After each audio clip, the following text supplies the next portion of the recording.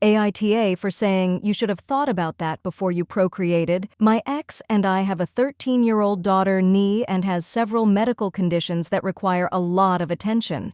She will need some sort of in-home assistance for the rest of her life. While we have an aide to help a couple of days a week, it is still a challenge. The outcome of Nee condition became clear when she was 2. At that point, my ex and I agreed we wouldn't have more kids because it wouldn't be fair to anyone. There'd be no way we could focus attention on 2 kids. Someone would lose out in this situation. We divorced when Nee was 5. We originally had 50-50 custody 3 years later. My ex remarried. His new wife, Callie, is nice. My ex did say that she didn't understand the severity of Nee's condition. I figured there was a learning curve. Eventually, Callie basically said she wanted to be hands-off, which I respected, though I wondered how it'd work. Considering Nee lives with them half the time, last year my ex and Callie had a baby. I was a little surprised given my ex was always firm on not having more kids, but figured it wasn't any of my business. He did begin to complain that it was a lot of work juggling Nee and the baby. I sympathized but really didn't know what else to say.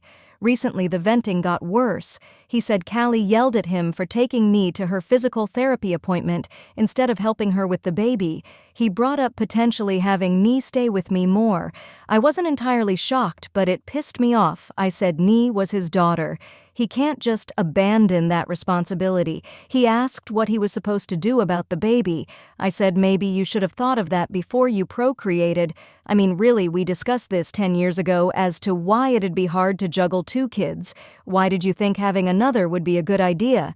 He got quiet and said Callie wanted a baby. I said that isn't enough of a reason. And maybe he should have thought harder before bringing more life into this world.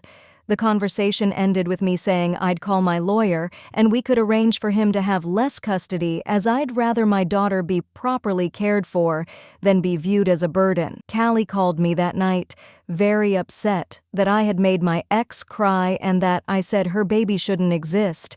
I said that's not what I said, completely more, that they didn't think it through. She called me a jerk, AITA.